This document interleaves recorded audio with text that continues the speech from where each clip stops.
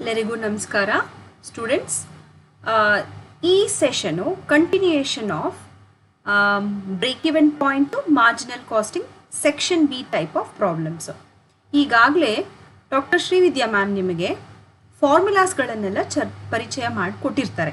So if you see the session number 12 ಇದು ಅದರಲ್ಲಿ formulas ಎಲ್ಲ ನಿಮಗೆ ಪರಿಚಯ ಮಾಡಿಕೊಟ್ಟಿರ್ತಾರೆ ಶ್ರೀವಿದ್ಯಾ ಮೇಡಮ್ಮು. ಸೊ ಅದರ ಕಂಟಿನ್ಯೂಯೇಷನ್ ಇದು. ಇಲ್ಲಿ ನಾವು ಪ್ರಾಬ್ಲಮ್ಸ್ಗಳನ್ನು ವರ್ಕೌಟ್ ಮಾಡೋಣ. ಸೊ ಫಸ್ಟ್ ಪ್ರಾಬ್ಲಮ್ನ ನೋಡೋಣ. ಇಲ್ಲಿ ನೋಡಿ, given the following information, unit of output 5 lakhs, fixed cost 7,50,000, variable cost per unit 2, selling price per unit 5. You are required to determine the break-even point, A point, the sales needed for the profit of rupees 6 lakh, B point, the profit if 4 lakh units are sold at rupees 6 per unit. So ಈ ಪ್ರಾಬ್ಲಮಲ್ಲಿ ಎಲ್ಲ ಮಾಹಿತಿಗಳು ನಿಮಗೆ ಕೊಟ್ಟಿದ್ದಾರೆ. ಎಷ್ಟು unit produce ಮಾಡ್ತಾ ಇದ್ದಾರೆ, fixed cost per unit ಎಷ್ಟಿದೆ, variable cost ಎಷ್ಟಿದೆ, ಸೆಲ್ಲಿಂಗ್ ಪ್ರೈಸಸ್ ಎಷ್ಟಿದೆ. ನೀವು 3 ವಿಷಯಗಳನ್ನು ಕಂಡುಹಿಡಿಬೇಕಾಗುತ್ತೆ. ಮೊದಲನೇದು ಬ್ರೇಕ್ ಈವನ್ ಪಾಯಿಂಟು, ಎರಡನೇದು ಸೇಲ್ಸ್ ಕಂಡುಹಿಡಬೇಕು, ಪ್ರಾಫಿಟ್ಟು 6 ಲಕ್ಷ ಕೊಟ್ಟಾಗ. ಆಮೇಲೆ ಮೂರನೇದು ಪ್ರಾಫಿಟ್ ಕಂಡುಹಿಡಿಬೇಕು, ಯಾವಾಗ 4 ಲಕ್ಷ ಯೂನಿಟ್ನ 6 ರೂಪಾಯಿಗೆ ಮಾರಾಟ ಮಾಡಿದಾಗ ಎಷ್ಟು ಪ್ರಾಫಿಟ್ ಬರುತ್ತೆ ಅಂತ ಕಂಡುಹಿಡಿಬೇಕು. ಈಗ 1 by 1 ನೋಡ್ತಾ ಹೋಗೋಣ. ಈ ಮಾರ್ಜಿನಲ್ ಕಾಸ್ಟಿಂಗ್ 5 ಮಾರ್ಕ್ಸ್ ಪ್ರಾಬ್ಲಮ್ಸ್ ತುಂಬ ಈಸಿ ಇರುತ್ತೆ. ಒಂದೇ ಒಂದು ಏನು ಅಂತ ಅಂದರೆ, ನೀವೆಲ್ಲ ಫಾರ್ಮುಲಾಸ್ನ ಚೆನ್ನಾಗಿ ಜ್ಞಾಪಕ ಇಟ್ಕೋಬೇಕು. ಅರ್ಥ ಮಾಡ್ಕೊಂಡು ಜ್ಞಾಪಕ ಇಟ್ಕೊಂಡ್ರೆ ಕಡ್ಡಾಯವಾಗೂ ಜ್ಞಾಪಕ ಇಟ್ಕೋಬಹುದು. ಸೊ ಇಲ್ಲಿ ನೋಡಿ, ಫಸ್ಟು ನಾನು statement, marginal cost statement session number 14 discuss ಮಾಡಿದ್ದೆ ನಿಮ್ಮ ಜೊತೆ. ಸೊ ಏನು ಬರುತ್ತೆ ಅಲ್ಲಿ, sales minus variable cost, contribution minus fixed cost, profit or loss. ಆ ಬೇಸಿಸ್ ಮೇಲೆ ಫಸ್ಟು ನಾವು ಕಾಂಟ್ರಿಬ್ಯೂಷನ್ನ ಕಂಡುಹಿಡ್ಕೊಂಡ್ಬಿಡೋಣ. ಯಾಕೆ ಕಾಂಟ್ರಿಬ್ಯೂಷನ್ ಕಂಡುಹಿಡ್ಕೋಬೇಕು ಅಂತ ಅಂದರೆ, ನಾವು ಪಿ ವಿ ರೇಷಿಯೋನ ಕಂಡುಹಿಡಿಬೇಕು. ಪಿ ವಿ ರೇಷಿಯೋ ನಮ್ಗೆ ಯಾಕೆ ಬೇಕು ಅಂತ ಅಂದರೆ, ಬ್ರೇಕ್ ಈವನ್ ಪಾಯಿಂಟನ್ನ ಕಂಡುಹಿಡಿಯೋದಕ್ಕೆ. ಸೊ ಇದೆರಡು ಅಡ್ಜಸ್ಟ್ಮೆಂಟ್ಗಿಂತ ಮುಂಚೆ ನೋಡಿ, ಬ್ರೇಕ್ ಈವನ್ ಪಾಯಿಂಟ್ ಫಾರ್ಮುಲಾ ಏನು ಹೇಳುತ್ತೆ, fixed cost divided by P V ratio. ಸರಿ, ಫಿಕ್ಸೆಡ್ ಕಾಸ್ಟ್ ಕೊಟ್ಟಿದ್ದಾರೆ, ಪಿ ವಿ ರೇಷಿಯೋ ಏನು, ಪಿ ವಿ ರೇಷಿಯೋ ಫಾರ್ಮುಲಾ ನೋಡಿ, contribution divided by sales into 100. So ನಮಗೆ ಸೇಲ್ಸ್ ಕೊಟ್ಟಿದ್ದಾರೆ, ಕಾಂಟ್ರಿಬ್ಯೂಷನ್ ಕಂಡುಹಿಡಿಬೇಕು. ಸೊ ಅದಕ್ಕೋಸ್ಕರ contribution is equal to sales minus variable cost. Sales 5 per unit, variable cost 2 per unit. So contribution 3 ಬಂತು. ಈ 3ನ use ಮಾಡಿಕೊಂಡು P V ರೇಷಿಯೋನ ಕಂಡುಹಿಡ್ಕೊಂಡ್ಬಿಡೋಣ. ಸೊ ಪಿ ವಿ ರೇಷಿಯೋ ಏನು, contribution divided by sales into 100. 3 divided by 5 into 100 ಎಷ್ಟು ಬರುತ್ತೆ, 60% ಬರುತ್ತೆ. ಸೊ ಈಗ ಪಿ ವಿ ರೇಷಿಯೋ ಸಿಕ್ತು, ಫಿಕ್ಸೆಡ್ ಕಾಸ್ಟು ಗೊತ್ತಿದೆ, ಬ್ರೇಕ್ ಈವನ್ ಪಾಯಿಂಟು ತುಂಬ ಈಸಿಯಾಗಿ ಕಂಡುಹಿಡಿದ್ಬೋದು. So break even point is equal to fixed cost divided by P V ratio. Fixed cost ಪ್ರಾಬ್ಲಮಲ್ಲಿ ಎಷ್ಟು ಕೊಟ್ಟಿದ್ದಾರೆ ನೋಡಿ, 7,50,000. ಅದನ್ನು ಹಾಕ್ಕೊಳ್ಳಿ, 7,50,000 ಡಿವೈಡೆಡ್ ಬೈ 60%. 60%ನ 60 ಡಿವೈಡೆಡ್ ಬೈ 100 ಮಾಡಿದ್ರೆ 100 ಮತ್ತು ನ್ಯೂಮರೇಟರ್ಗೆ ಹೋಗುತ್ತೆ. ಸೊ 7,50,000 ಡಿವೈಡೆಡ್ ಬೈ 60 ಇಂಟು 100 ಈ ರೀತಿನೂ ಮಾಡ್ಬೋದು. ಅಥವಾ 7,50,000 ಡಿವೈಡೆಡ್ ಬೈ 60% ಅಂತ ಅಂದರೆ 0.60 ಅಂತ ನೀವು ಡಿವೈಡ್ ಮಾಡಿದ್ರು ಕೂಡ you will get the answer as 12,50,000. So ಈ ಪರ್ಟಿಕ್ಯುಲರ್ ಕಂಪನಿಗೆ ಬ್ರೇಕ್ ಈವನ್ ಪಾಯಿಂಟ್ ಎಲ್ಲಿ ಬರುತ್ತೆ, ಎಷ್ಟು ಅಮೌಂಟ್ ಆಫ್ ಸೇಲ್ಸ್ ಅಲ್ಲಿ ಅಂತ ಅಂದರೆ 12,50,000 ಅಮೌಂಟ್ ಆಫ್ ಸೇಲ್ ಮಾಡಿದಾಗ ಬ್ರೇಕ್ ಈವನ್ ಪಾಯಿಂಟ್ ಬರುತ್ತೆ. ನೆಕ್ಸ್ಟು ಸೇಲ್ಸ್ ನೋಡೋಣ. ಸೇಲ್ಸ್ ಅಂತ ಅಂದರೆ ಸೇಲ್ಸ್ ಕೇಳಿದ್ದಾರೆ, sales needed for the profit of 6 lakhs. So ಇದಕ್ಕೆ ಫಾರ್ಮುಲಾ ಏನು, fixed cost plus profit divided by P V ratio. So ಈ ಪ್ರಾಬ್ಲಮಲ್ಲಿ ನಮಗೆ ಫಿಕ್ಸೆಡ್ ಕಾಸ್ಟ್ ಗೊತ್ತಿದೆ, ಪ್ರಾಫಿಟು ಕೊಟ್ಟಿದ್ದಾರೆ, ಪಿ ವಿ ರೇಷಿಯೋನು ಗೊತ್ತಿದೆ. ಸೊ ಸೇಲ್ಸು ಕಂಡುಹಿಡಿಯೋದು ಈಸಿ. ಈ ಫಾರ್ಮುಲಾ ಎಷ್ಟು ಚೆನ್ನಾಗಿದೆ ಅಂತ ಅಂದರೆ, ಈ ಇಷ್ಟು ಅನ್ನೋನ್ ಐಟಮು, ಸೇಲ್ಸ್ ಒಂದು, ಫಿಕ್ಸ್ಡ್ ಕಾಸ್ಟ್ ಒಂದು, ಪ್ರಾಫಿಟ್ ಒಂದು, ಪಿ ವಿ ರೇಷಿಯೋ, ಈ 4 ಐಟಮಲ್ಲಿ ಒಂದು ಗೊತ್ತಾಗಲಿಲ್ಲ ಅಂತ ಅಂದ್ರೂ ಬೇರೆ ಐಟಮ್ನ ಸಬ್ಸ್ಟಿಟ್ಯೂಟ್ ಮಾಡಿ ನಾವು ಆ ಅನ್ನೋನ್ ವ್ಯಾಲ್ಯೂನ ಈಸಿಯಾಗಿ ಕಂಡುಹಿಡಿಬಹುದು. It's nothing like your maths, ನಿಮ್ಮ ಮ್ಯಾಥ್ಸ್ ಥರನೇ ಇದು. ಸೊ ಇಲ್ಲಿ 7,50,000 ಪ್ಲಸ್ 6 lakhs ಪ್ರಾಫಿಟು ಕೊಟ್ಟಿದ್ದಾರೆ. ಇದೆರಡೂ ಕ್ವಶನಲ್ಲೇ ಇದೆ. Divided by P V ratio ಎಷ್ಟು ಕಂಡುಹಿಡಿದೀವಿ? 60%. ಅದನ್ನು ಹಾಕ್ಕೊಳ್ಳಿ. ಸೊ 7,50,000 ಪ್ಲಸ್ 6 lakh ಎಷ್ಟಾಗುತ್ತೆ? 13,50,000 ಆಗುತ್ತೆ. ಡಿವೈಡೆಡ್ ಬೈ 0.60 ಅಂತ ಮಾಡಿದ್ರೆ you will be getting the answer 22,50,000. So 6 lakh profit ಇದ್ದಾಗ ಎಷ್ಟು ಮಾರಾಟ ಆಗುತ್ತೆ? 22,50,000 ಮಾರಾಟ ಆಗುತ್ತೆ. ನಾನು ಹೇಳಿದ್ದೆ ನಿಮಗೆ ಥಿಯರಿಯಲ್ಲಿ. ಇದರಲ್ಲಿ ನಾವು ಪ್ರಿಡಿಕ್ಷನ್ಸ್ ಮಾಡ್ಬೋದು, ಊಹೆ ಮಾಡ್ಬೋದು. ಸೊ ಇಷ್ಟು ಪ್ರಾಫಿಟ್ಸ್ ಇದ್ದರೆ ಇಷ್ಟು ಸೇಲ್ಸ್ ಆಗಬೇಕು, ಇಷ್ಟು ವಾಲ್ಯೂಮ್ ಪ್ರೊಡ್ಯೂಸ್ ಮಾಡಿದ್ರೆ ಇಷ್ಟು ಪ್ರಾಫಿಟ್ಸ್ ಆಗ್ಬೋದು ಅಂತ ನಾವು ಪ್ರಿಡಿಕ್ಷನನ್ನು ಮಾಡಬಹುದು. ನೆಕ್ಸ್ಟು ಸಿ ನೋಡೋಣ. ಸಿ ಅಲ್ಲಿ ಏನು ಕೇಳಿದ್ದಾರೆ ಅಂತ ಅಂದರೆ, the profit if 4 lakhs units are sold at ₹6 per unit. ನಾವೇನಾದರೂ 4 ಲಕ್ಷ ಯೂನಿಟ್ಸು ₹6 ಮಾರಾಟ ಮಾಡಿದ್ರೆ ಎಷ್ಟು ಪ್ರಾಫಿಟ್ಸ್ ಬರಬಹುದು ಅನ್ನೋದು. ಸೊ ಈಗ ಆ ಥರಾಗ ಹೊಸ ಪ್ರೈಸ್ ಕೊಟ್ಟು ಯೂನಿಟ್ಸು ಹೊಸದಾಗಿ ಕೊಟ್ಟಾಗ ನೀವು ಮಾರ್ಜಿನಲ್ ಕಾಸ್ಟ್ ಶೀಟ್ ಅಥವಾ ಕಾಸ್ಟ್ ಸ್ಟೇಟ್ಮೆಂಟನ್ನು ಮಾಡ್ಕೋಬೇಕು. ಇದರಲ್ಲಿ ಏನಾಗುತ್ತೆ? ಸೇಲ್ಸ್ ಕೊಟ್ಟಿದ್ದಾರೆ 4 lakhs into 6. ಸೊ ಎಷ್ಟು ಬಂತು? 24 lakhs. Less variable cost. Variable cost ಎಷ್ಟು? ಸೇಮ್ ಯೂನಿಟ್ಸ್ ತಗೋಬೇಕು. 4 lakhs into 2. ಇದು ಕ್ವೆಶನಲ್ಲೇ ಕೊಟ್ಟಿದ್ದಾರೆ. ಇನ್ನು ನಾನೇನು ಹೊಸದಾಗಿ ಹೇಳ್ತಾ ಇಲ್ಲ, ಇದು ಕ್ವೆಶನಲ್ಲೇ ಕೊಟ್ಟಿದ್ದಾರೆ. ಸೊ 8 lakhs ಬರುತ್ತೆ. 24 lakhsಲ್ಲಿ 8 lakh ಮೈನಸ್ ಮಾಡಿದ್ರೆ 16 lakhs. 16 lakhs ಏನು? Contribution. So total amount of contribution 16 lakhs. New contribution ನೋಡಿ ಹೇಗೆ ಗೊತ್ತಾಗುತ್ತೆ? 6 minus 2 4. Okay, that will be new contribution per unit. So ಈ 16 lakhs ಅಲ್ಲಿ ಫಿಕ್ಸ್ಡ್ ಕಾಸ್ಟ್ನ ನೀವು ಲೆಕ್ಕದಲ್ಲಿ ಕೊಟ್ಟಿದ್ದಾರೆ. 7,50,000 ಮೈನಸ್ ಮಾಡಿದ್ರೆ ಈ ಕಂಪನಿಗೆ ಪ್ರಾಫಿಟ್ಸ್ ಎಷ್ಟು ಬಂದಿದೆ? 8,50,000.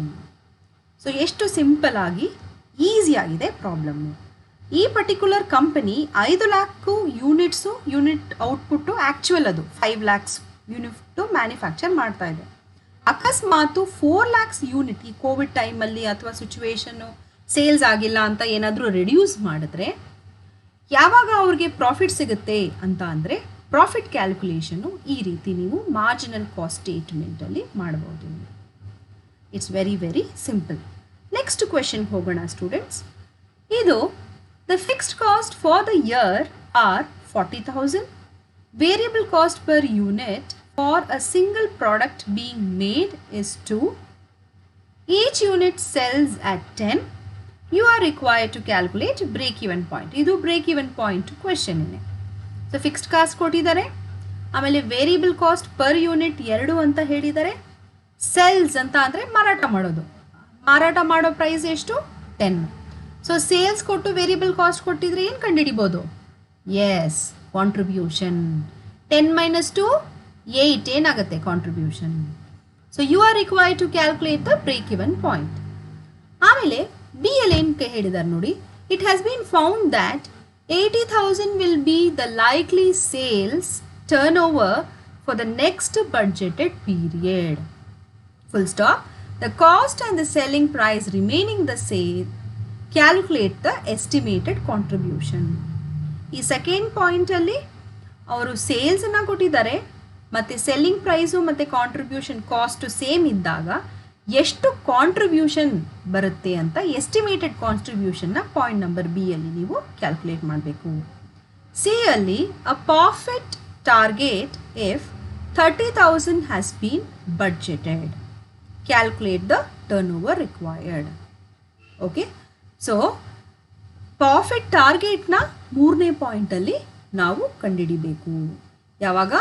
ಇಫ್ ₹30,000 ಬಡ್ಜೆಟಲ್ಲಿ ಸೀಮಿತವಾಗಿಟ್ಟಾಗ, if the budget has taken the total amount of 30,000, what would be the profit ಅನ್ನೋದನ್ನು ಕಂಡುಹಿಡಿಬೇಕು. ಸಿ ಅಲ್ಲಿ ನೋಡೋಣ ಪ್ರಾಬ್ಲಮ್ ಹೇಗೆ ಮಾಡೋದು ಅಂತ. ನೋಡಿ, ಫಸ್ಟು ಪಿ ವಿ ರೇಷಿಯೋ. ನಾವು ಬ್ರೇಕ್ ಇವನ್ ಪಾಯಿಂಟ್ ಕಂಡುಹಿಡಿಬೇಕು ಅಂದರೆ ಮುಖ್ಯವಾಗಿ ನಮಗೆ ಬೇಕಾಗಿರೋದು P V ratio. So P V ratio ಕಂಡುಹಿಡಿಬೇಕು ಅಂತ ಅಂದರೆ contribution is equal to sales minus variable cost. ಈಗಾಗಲೇ ನಾನು ಹೇಳಿದ್ದೀನಿ 10 minus 2 8. ಈಗ ಪಿ ವಿ ರೇಷಿಯೋನ ಸೇಮ್ ಲಾಸ್ಟ್ ಪ್ರಾಬ್ಲಮಲ್ಲಿ ಕ್ಯಾಲ್ಕುಲೇಟ್ ಮಾಡೋ ಥರನೇ ಮಾಡ್ಕೊಳ್ಳಿ. 8 ಡಿವೈಡೆಡ್ ಬೈ ಸೆಲ್ಲಿಂಗ್ ಪ್ರೈಸ್ ಬಂದು 10 ಇಂಟು 100 ಮಾಡಿದ್ರೆ 80%. ಸೊ ನಮಗೆ ಪಿ ವಿ ರೇಷಿಯೋ ಸಿಕ್ಕಿದ ತಕ್ಷಣ ಬ್ರೇಕ್ ಇವೆನ್ ಪಾಯಿಂಟ್ ಕ್ಯಾಲ್ಕುಲೇಟ್ ಮಾಡೋದು ಏನು ಕಷ್ಟ ಆಗಲ್ಲ. So break even point is equal to fixed cost divided by P V ratio. Fixed cost ಪ್ರಾಬ್ಲಮಲ್ಲಿ ಕೊಟ್ಟಿದ್ದಾರೆ 40,000 ಇನ್ ಡಿವೈಡೆಡ್ ಬೈ 80%. ಸೊ ನಾನು ಹೇಳಿದಾಗ ನಿಮಗೆ ಲಾಸ್ಟ್ ಪ್ರಾಬ್ಲಮಲ್ಲೇ ಹೇಳಿದೆ 40,000 ಡಿವೈಡೆಡ್ ಬೈ 0.80 ಅಂತ ಮಾಡಿದ್ರೆ you will get the break even point ಎಷ್ಟು 50,000 ಆಯಿತಾ. ಸೊ ನೆಕ್ಸ್ಟ್ ಏನು ಕೇಳಿದ್ದಾರೆ ಈ ಪ್ರಾಬ್ಲಮಲ್ಲಿ ಅಂತ ಅಂದರೆ ಕಾಂಟ್ರಿಬ್ಯೂಷನನ್ನು ಕೇಳಿದ್ದಾರೆ. They have asked you about the contribution. ಹೌದಾ ಇಲ್ವಾ students?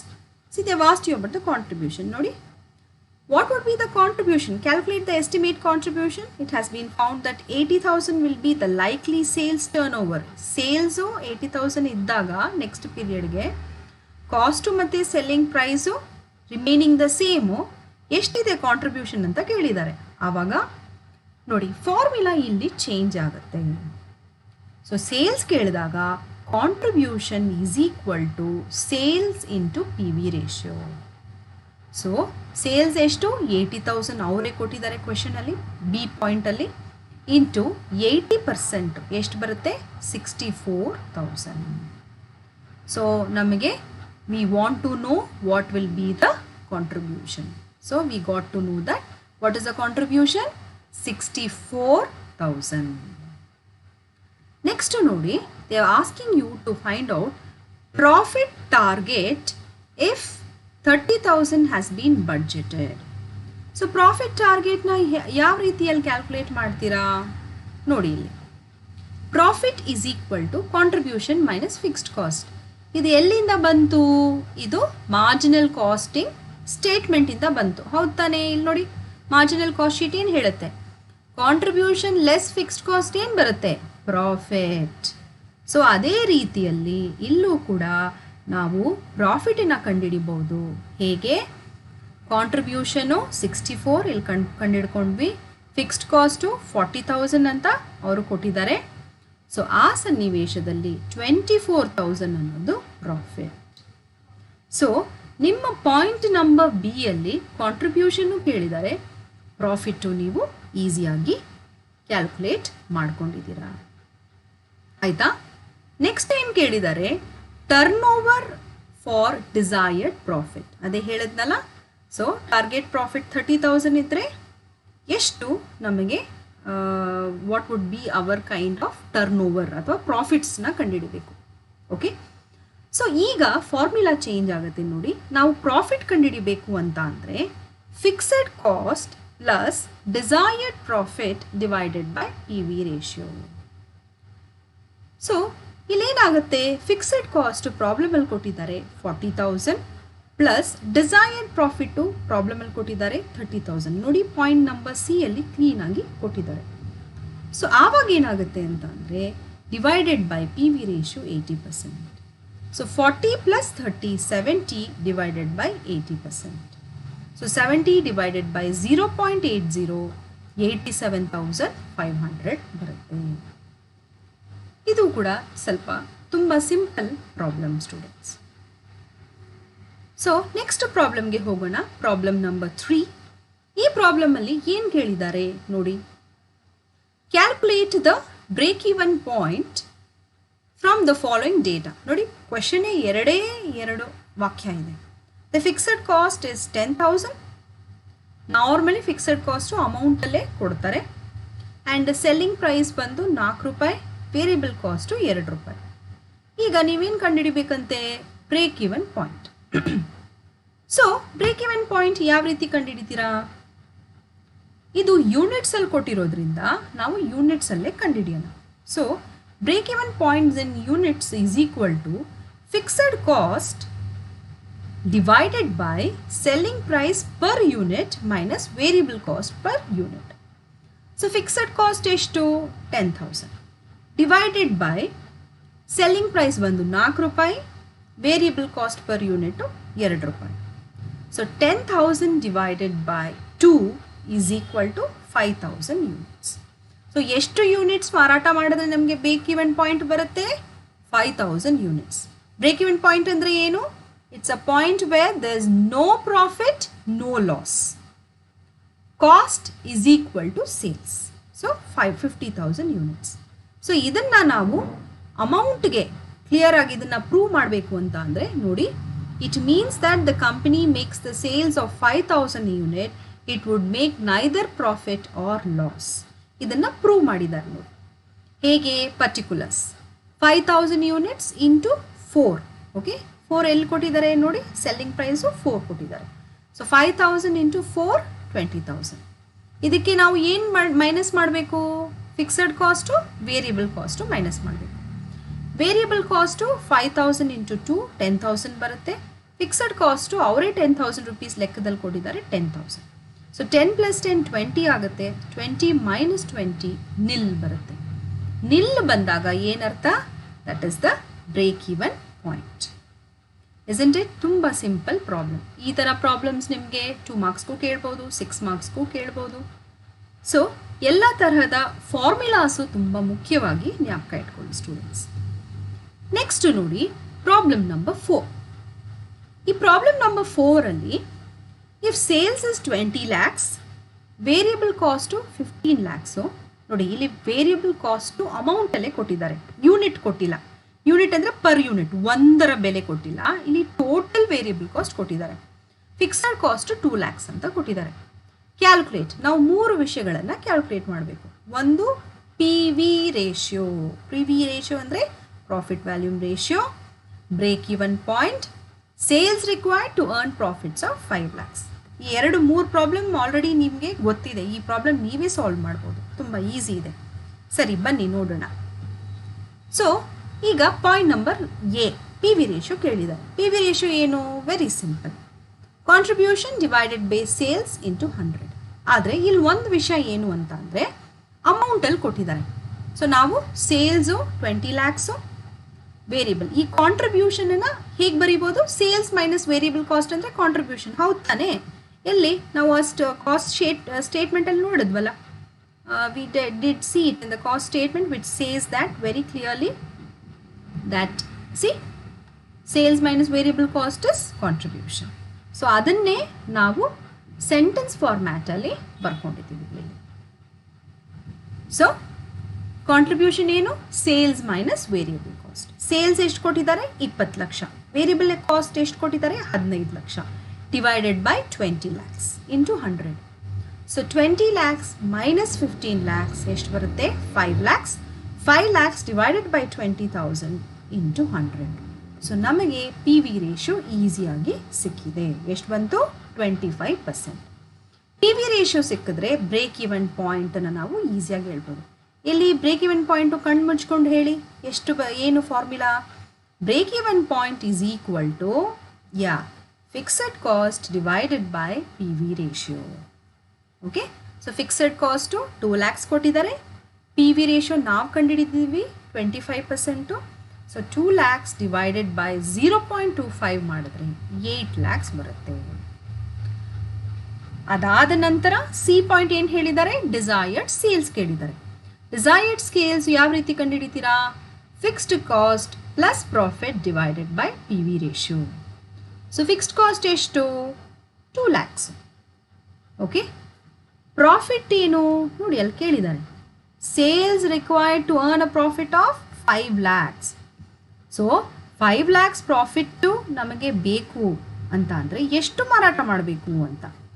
So 2 lakhs plus 5 lakhs divided by 25%.